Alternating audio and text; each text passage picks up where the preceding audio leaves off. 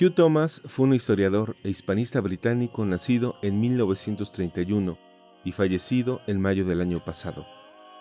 Inició sus estudios en una escuela privada de Dorset y en el Queen's College de la Universidad de Cambridge, donde obtuvo un título de bachiller en artes. Luego amplió estudios en la Sorbona. Obtuvo un premio Tripos en historia y en 1953 presidió la Cambridge Union Society. De 1954 a 1957 trabajó para el Foreign Office, en parte como secretario de la delegación británica dentro de una subcomisión de la Comisión de Desarme de la ONU, y en 1955 hizo su primer viaje a España. En 1961 se dio a conocer con La Guerra Civil Española, una obra publicada en inglés. A partir de ese momento, escribiría una cantidad de obras referentes al mundo hispánico, entre las que destacan Cuba, la lucha por la libertad. ¿Quién es quién de los conquistadores? El Imperio Español, de Colón a Magallanes. Yo, Moctezuma, emperador de los aztecas. El Imperio Español de Carlos V, entre otras, y de las que sobresale La Conquista de México, titulada en inglés originalmente como Conquest, Montezuma, Cortés, and the Fall of Old Mexico. Publicada en 1993, La Conquista de México es una obra donde Thomas realiza el relato detallado de uno de los eventos históricos que más le fascinaban. A continuación, damos lectura al capítulo donde aborda los hechos que luego la historia llamó como la Matanza de Cholula.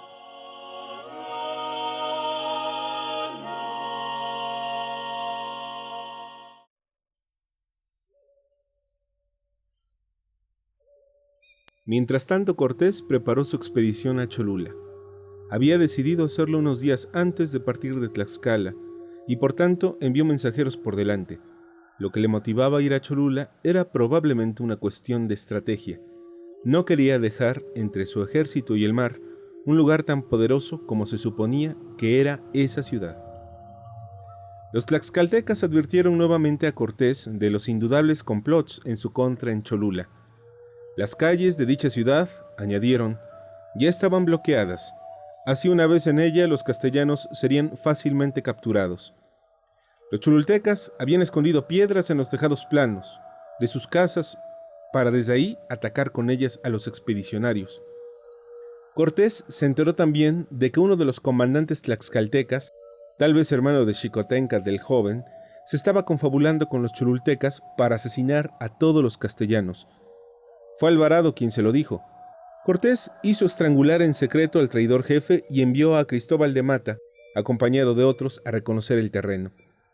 Estos regresaron con algunos señores cholultecos de menor importancia, quienes se disculparon por no atender a Cortés so pretexto de haber estado enfermos. Cortés se mostró arrogante. Habían de volver al cabo de 3 días con señores principales, dignos de tratar con los representantes del rey de Castilla. De no ser así, consideraría que Cholula se rebelaba abiertamente. Declaración asombrosa, aún en tiempos de los conquistadores, pues los cholultecos no podían rebelarse, ya que aún no habían aceptado el vasallazgo. Existía, como siempre, es cierto, un precedente. Alfonso XI de Castilla había manifestado al Papa que los reinos de África pertenecían a España, por derecho real.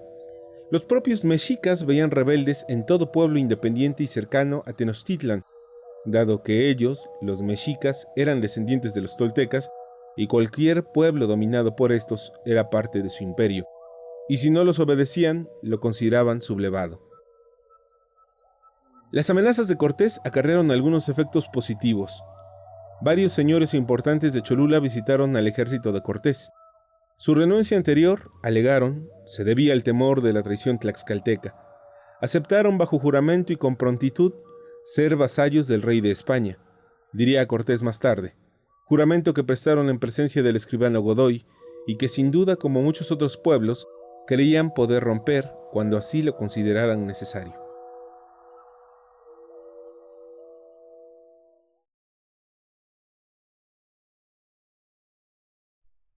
Cholula se encuentra a 40 kilómetros de Tlaxcala, refugio que Cortés y sus hombres, acompañados por numerosos tlaxcaltecas, tal vez miles, dejaron el 12 de octubre. Los caciques de Tlaxcala dieron a Cortés un consejo espeluznante. Si libraban una batalla contra los mexicas, debía matarlos a todos. que no quedasen con las vidas, al mancebo porque no tome armas, al viejo porque no dé consejos. La expedición acampó en campo abierto.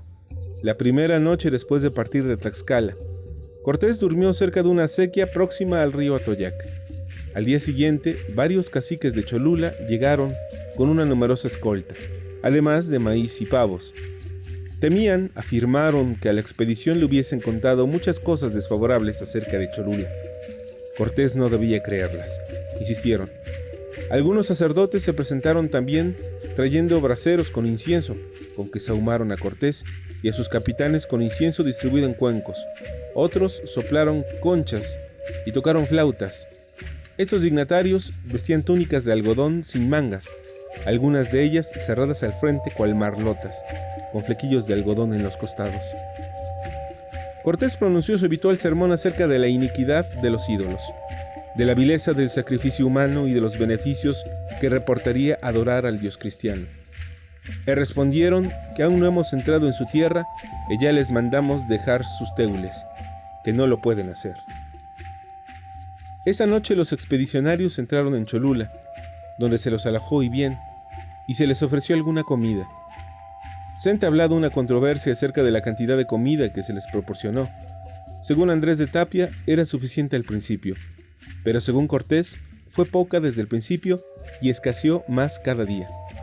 El mayordomo de Cortés, Joan de Cáceres, diría que cuando les pedían maíz para los caballos traían agua, y cuando les pedían hierba traían otra cosa y en muy poca cantidad a manera de burla. Mientras tanto, los tlaxcaltecas y los totonacas se alojaron en las afueras de la ciudad. Si bien los cholultecas permitieron, con gran imprudencia, la entrada de algunos, 5,000 es la cifra inverosímil de Cortés, pues llevaban los cañones y demás equipos de los castellanos.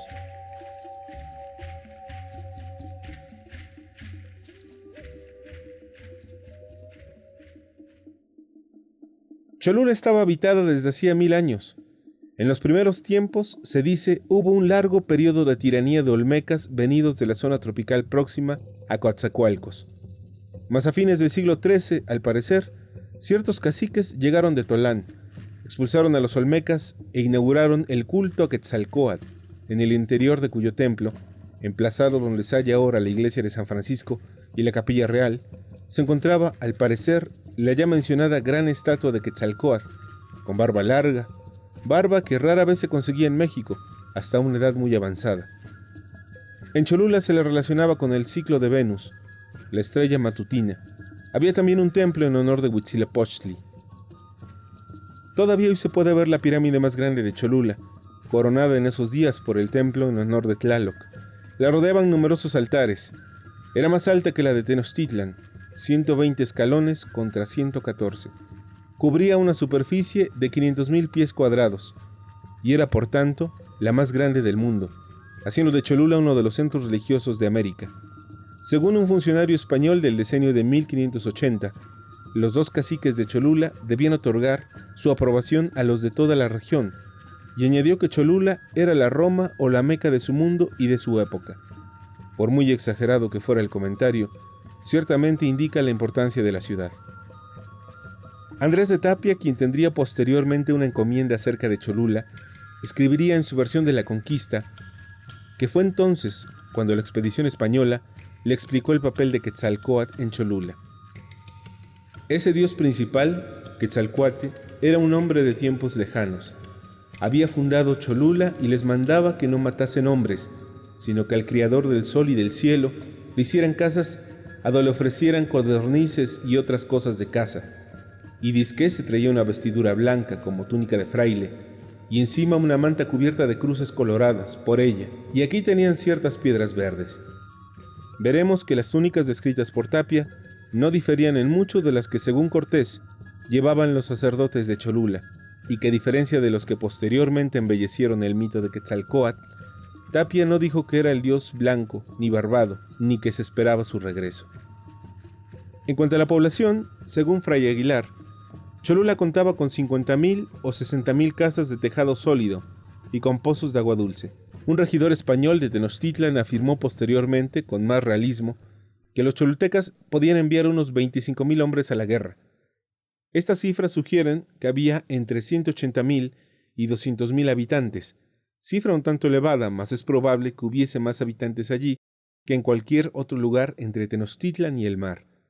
El propio Cortés dijo que, siendo muy torreada, Cholula era la ciudad más hermosa de fuera que hay en España.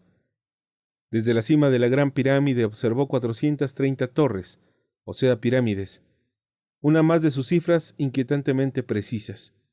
En opinión de Bernal Díaz, Cholula se asemejaba a Valladolid, un cumplido en esos tiempos. En ella había un inmenso mercado, renombrado sobre todo por sus prendas de plumas, su alfarería y sus piedras preciosas. Moctezuma insistía, se decía, en comer en la fina loza de Cholula, muy superior a la del resto de México.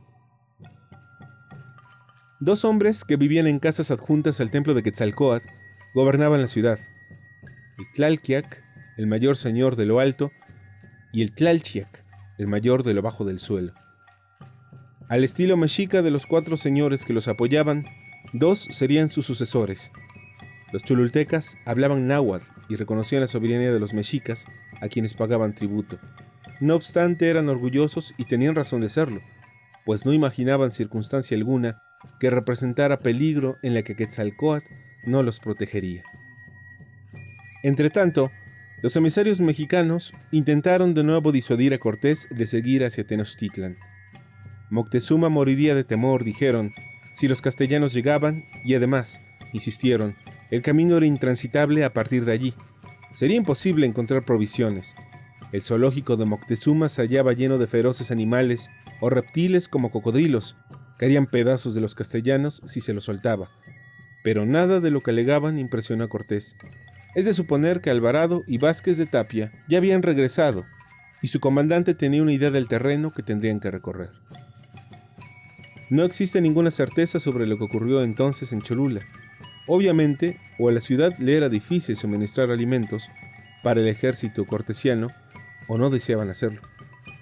Sin duda se trataba de lo primero. En todo caso, al tercer día, los cholultecas solo llevaron agua y leña. Fray Aguilar recordaría que a los tlaxcaltecas se les pidió que ayudaran a buscar comida. Los señores de la ciudad seguían negándose a ir a ver a Cortés, quien convocó al Tlalchiac, el señor secular. Estaba demasiado enfermo para salir, mandó a decir este. Los miembros de la expedición se percataron de que, como los habían advertido en Tlaxcala, los cholultecas empezaban a bloquear las calles y a amontonar piedras en los tejados. Unos tlaxcaltecas y zempoaltecas informaron que los cholultecas se estaban confabulando con los mexicas y con algunos criados cubanos de la expedición para matar a los españoles. Luego afirmaron que se había preparado una emboscada para cuando los castellanos partieran de Cholula. Al parecer, una mujer noble de Cholula dijo a Marina que el ejército de Moctezuma se encontraba cerca y que si quería evitar la muerte la ocultaría. Después podría vivir con ella y casarse con su hijo. En medio de este ambiente, cada vez más lleno de suspicacias, Cortés convocó a 2 sacerdotes que se hallaban en el cercano templo mayor. Inquirió por qué todos se hallaban tan nerviosos. Al no recibir respuesta, les mandó llamar nuevamente al Tlalchiac, quien se presentó en esta ocasión. Cortés le formuló la misma pregunta. El señor se había bochornado, pero acabó por explicar que Moctezuma había ordenado no proporcionar ninguna ayuda a los españoles. Cortés volvió a convocar a los 2 sacerdotes e inquirió si sabían lo que estaba ocurriendo. Al parecer, un magnífico regalo de jade, además de la tortura, por premio e tormentos que les hizo, como reconocería años más tarde Juan de Limpias Carvajal, conquistador sevillano que se hallaba presente, los obligó a soltarse de la lengua. El nerviosismo de la ciudad era culpa de Moctezuma. El emperador sabía que los castellanos se dirigían a Tenochtitlan, mas todavía no había decidido lo que hacer al respecto. Cambiaba de opinión constantemente. Un día pensaba acoger a la expedición pacíficamente, al otro quería matar a todos los expedicionarios. Esto da probablemente una buena idea del estado de ánimo de Moctezuma. En todo caso, continuaron explicando los sacerdotes, una formación de 20,000 guerreros, es inevitable pensar que tal vez fueran más bien 2,000, se hallaba esperando en el camino hacia México. Los mexicas tenían pensado tender una emboscada a los conquistadores, cuando salieran de la ciudad rumbo a las montañas. Para ello los cholultecas debían ofrecer a los castellanos muchas hamacas y porteadores, y cuando todos los enemigos se hallaran en las hamacas, llevárselos a Moctezuma. Por supuesto, el objetivo era capturarlos, no matarlos. Dejarían a 20 castellanos en Cholula para que los cholultecas los sacrificaran. Las casas próximas al lugar de la emboscada ya contaban con provisiones de palos largos, cuerdas y collares de cuero, con los que podrían llevar a los castellanos atados a la capital de México. Casi todas las mujeres y los niños habían sido sacados de la ciudad, para que no se encontraran en medio de la batalla. Además, ya habían sacrificado 7 víctimas en honor de Huitzilopochtli, el dios de la guerra. Así los dioses se mostrarían benignos. Cortés discutió el asunto con sus capitanes, algunos de los cuales, tal vez Grado y quizás Ordaz, opinaban que debían retirarse a Tlaxcala. Otros creían mejor cambiar la ruta y llegar a México vía la amistosa ciudad de Huejotzingo. Otros, probablemente Alvarado o Lidi Sandoval, preferían la ofensiva.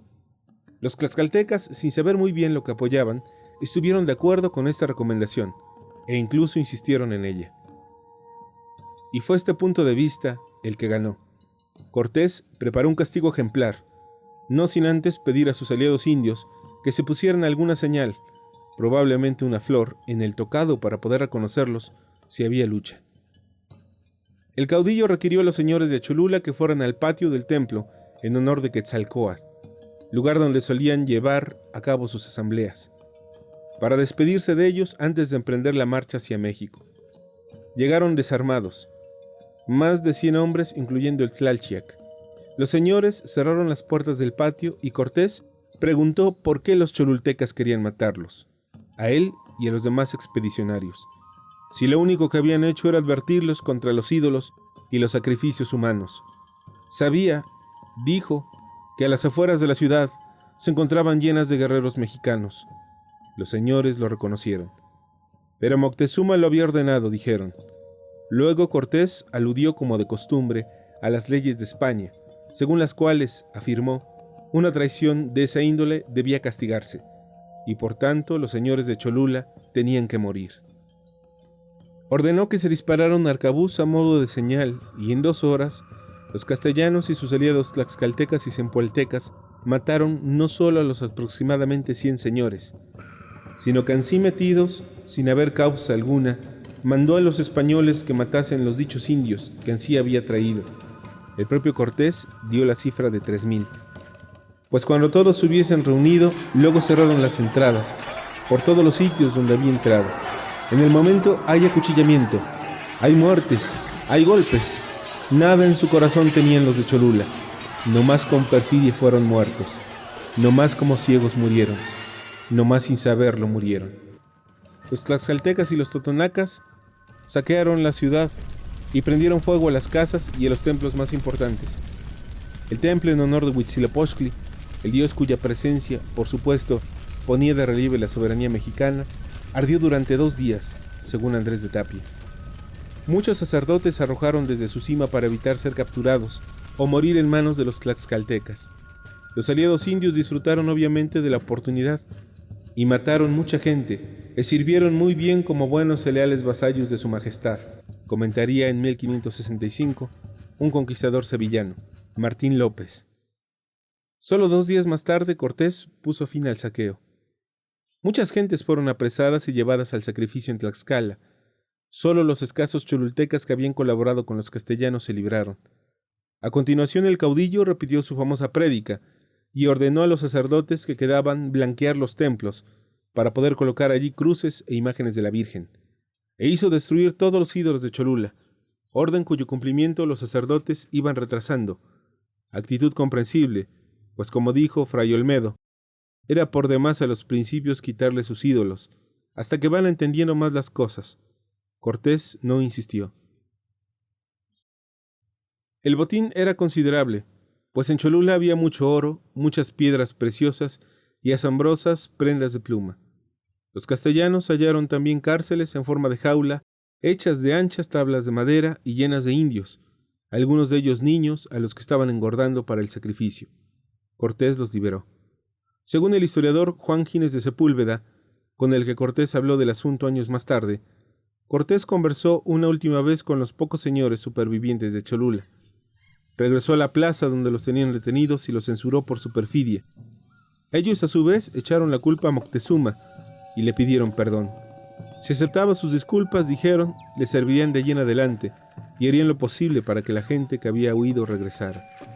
Cortés, que creía haber castigado suficientemente ya a la ciudad y haber hecho lo bastante para atemorizar a la población, liberó a 2 señores.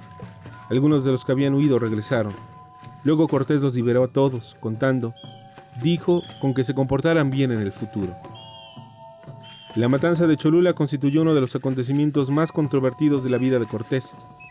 De hecho, no se ha dejado de discutir sobre ella. En su famosísima polémica, La brevísima relación de la destrucción de las Indias, Las Casas le dio mucha publicidad.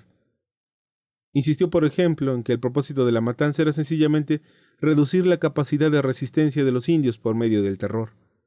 Era una táctica, recordó, la matanza de Charagua, en La Española, y la de Caunao, en Cuba. Incluso sugirió que desde el tejado donde observaba, Cortés recitó un romance famoso en estos tiempos. Mira Nero de Tarpeya, a Roma cómo se ardía, gritos dan niños y viejos, y él de nada se dolía. Es realmente inverosímil que ocurriera esto. Sin embargo, el fondo del alegato de Las Casas era indudablemente acertado. Hasta Juan Gómez Ponce de León, un hijo del amigo de Cortés y descubridor de Florida, Ponce de León, convino en el juicio de residencia del caudillo que era útil y provechoso el castigo que se hizo, para atemorizar a los habitantes de esta tierra. Francisco de Flores, otro amigo de Cortés, tal vez oriundo de Medellín y en todo caso extremeño, dijo que el castigo era adecuado para obtener la pacificación del país. Según un conquistador de un pueblo cercano a Jaén, Alonso de la Serna, el dicho castigo les cobraron mucho temor para que en adelante no se atreviesen a cometer semejantes traiciones. Gines Martín, quien también estuvo presente, describió en 1525 cómo Cortés, en los españoles que con él iban, viendo que los indios del dicho pueblo estaban de mal arte, y por darles la guerra mataron mucha gente de ellos, hasta que quedó pacífico el dicho pueblo. En 1581, Gabriel de Rojas, corregidor español en esa época, comentó que aunque los naturales de Cholula niegan el haberle ordenado traición, y solo dan excusa que por no haberle acudido con la comida necesaria hizo aquella mortandad en ellos, lo cual no es de creer. Otros, entre ellos Motolinía, insistieron en la existencia de alguna conjura. Afirmar lo contrario significaría sugerir un nivel bastante elevado de colaboración y de imaginación en el relato de este asunto por Cortés y por Bernal Díaz del Castillo. Y eso es un tanto inverosímil. Cortés menciona que los tlaxcaltecas encontraron barricadas, piedras en los tejados, caminos cerrados o llenos de baches. Así pues, debió de existir una conspiración, si bien no hay forma de saber cuál hubiese sido el resultado, probablemente inspirada y hasta cierto punto pensada por los mexicas. Tal vez los cholultecas, que tenían tanto sentido histórico como los demás pueblos de la región, recordaron que, según sus leyendas, se habían asentado tras haber matado a traición a unos gigantes que antes vivían allí. Puede que el temor del plan llegó a oídos de los tlaxcaltecas, quienes lo utilizaron como pretexto para inducir a los castellanos a destruir una ciudad enemiga, y que Cortés, al evocar la eficacia de las matanzas en La Española y en Cuba, según recordó Las Casas, aprovechó la oportunidad para conseguir una propaganda por la hazaña. En palabras del mayordomo de Cortés, Joan de Cáceres, se trataba de un castigo de objetivo disuasivo. Los expedicionarios se hallaban seguramente más nerviosos, cansados y desorientados de lo que indicaban sus cronistas. Tal vez estuviesen hartos de los alimentos poco familiares. Quizá Cortés creyera beneficioso darles una batalla, y esta, una vez empezada, resultara imposible de contener, aunque solo fuera porque los tlaxcaltecas veían en ella la posibilidad de vengarse. Ahora bien, es probable que dicha venganza alcanzara un nuevo nivel, que tenía poco que ver con las matanzas del pasado. Tal vez Cortés pretendiera matar solo a unos cuantos señores de Cholula, pero una vez iniciado el derramamiento de sangre, algo como una sed sanguinaria se apoderó de sus hombres, y estos mataron a cientos de indios. Ninguno de los conquistadores que participaron en el acontecimiento parece haber realmente deseado hablar posteriormente de él. Cortés tuvo que encargarse también de los emisarios mexicanos, que medio muertos de miedo habían permanecido en sus aposentos temblando. Les explicó que los señores cholultecas atribuían su traición a Moctezuma, y cómo esto demostraba que el emperador no había cumplido su palabra. Los castellanos habían cambiado de plan. Tenía pensado ir a Tenochtitlán en son de paz, como amigo, pero ahora anunció fríamente: entraría en el territorio de Moctezuma en son de guerra, y causaría tantos estragos como lo haría un enemigo. Los atemorizados embajadores alegaron no tener noticia alguna de que su emperador hubiera alentado a los cholultecas a oponerse a Cortés. Pidieron permiso para enviar un mensaje a Moctezuma a fin de enterarse de la verdad. Cortés, fingiendo estar apaciguado, aceptó. Un mensajero recorrió a toda velocidad los 96 kilómetros hasta Tenochtitlan. Cuando se enteraron de lo ocurrido, el pánico hizo presa nuevamente tanto en Moctezuma como en su pueblo. La gente humilde nomás está llena de espanto. No hace más que sentirse azorada. Es como si la tierra temblara, tal como si se le diera vueltas a uno cuando hace ruedos. La consecuencia de estas revelaciones no dejaba lugar a duda. Ya no podían creer que Cortés fuera una reencarnación de Quetzalcóatl, el Dios poderoso, pues no habría actuado con tal brutalidad en el patio del templo del propio Dios. De ser un Dios, Cortés era un Dios de la guerra y de la brutalidad, quizá Tezcatlipoca o incluso Huitzilopochtli. Pero lo más alarmante era que Quetzalcóatl no hubiese hecho nada. Las trompetas de caracol de sus sacerdotes sonaron, pero él no hizo nada. No solo abandonó a los cholultecas a su suerte, sino que permitió que los enemigos allanaran su sagrada casa, asesinaran a sus sacerdotes y destruyeran sus efigies. En todo caso, a partir de entonces, ya no se habla de Cortés como reencarnación de Quetzalcóatl. La noticia de la matanza debió de ser catastrófica, pues ya nada era seguro, ya nada era sagrado.